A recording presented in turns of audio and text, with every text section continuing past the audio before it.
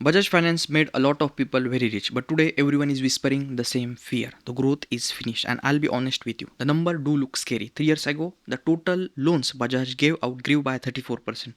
Then it slowed to 26%, and last year only 22%. So yes, the growth is slowing down. That part is completely true. But here is the real question. Is Bajaj slowing down because India is already full of loans, or is it slowing down simply because Bajaj itself has become very big?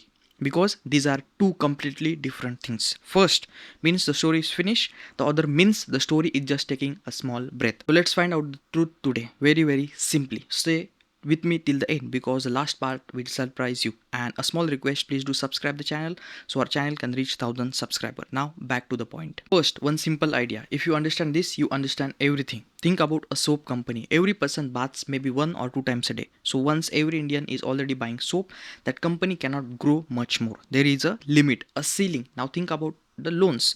There is no such ceiling. Why? Because as people earn more, they borrow more. The same man could only take a 50,000 rupees bike loan 5 years ago. Today he earns more, so he can take 5 lakh car loan. So the loan company grows in two way at once: more customer and bigger loan to each customer every single time. That is why a good loan company can keep growing for 20 years, even 30 years. So the real question is simple: how much has India actually borrowed so far? Now here is the most important number in this whole video. The RBI tells us that all the loans taken by Indian families, home loans, car loans, personal loans, credit card, everything added together comes to only about 45% of everything India earns in 1 year.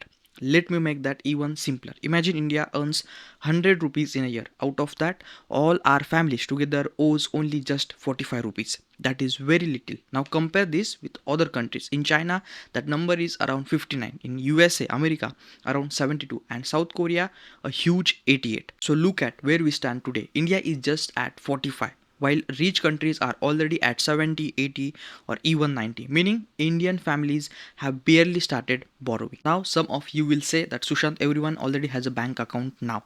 And you are right. Today, almost 90% of Indian adults have a bank account. 15 years ago, it was just only 35%, a huge jump. But here is the twist. Having a bank account is not the same as taking a loan. Think about a small kirana shop owner near your house. He has a bank account, yes, but when he needs money to buy stock or inventory, does he go to the bank? No, he goes to the local money lender and pays very high interest rate. Millions of the small shops and thousands of the villages are still borrowing like this from money lenders, not from banks. That is a giant market still sitting empty, still waiting, and that is exactly where the company like Bajaj Finance earns its money. Now, maybe you are thinking, what if Indians simply don't like taking loans? History says the opposite. Look at South Korea. As Koreans slowly became richer, their borrowing kept rising for almost 30 years, from very low to the top of the world. The same thing happened in China. As income went up, loans went up. So where is India in this journey? Very early. An average Indian earns about $2,700 a year. A Korean earns around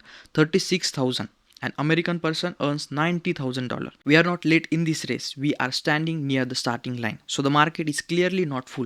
But now comes the honest part. Good news for the whole industry is not automatically good news for the one company. So why exactly is Bajaj slowing down? Let me explain simply. The real reason is size. Bajaj has become truly huge. Its total loans are now above 5 lakh crore rupees, and it's already around 12 crore customer, bigger than population of most countries.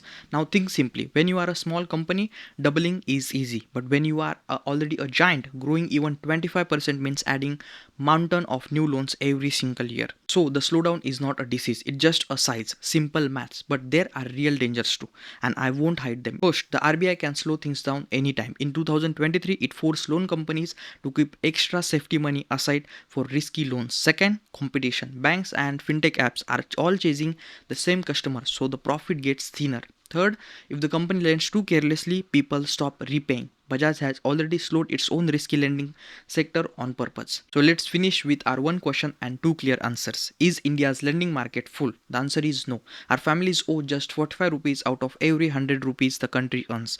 While Korea is at 88, small shops and whole villages are still stuck with moneylenders. India is at the beginning of its borrowing story, not at the end. Can Bajaj Finance keep growing? The answer is yes, but slower.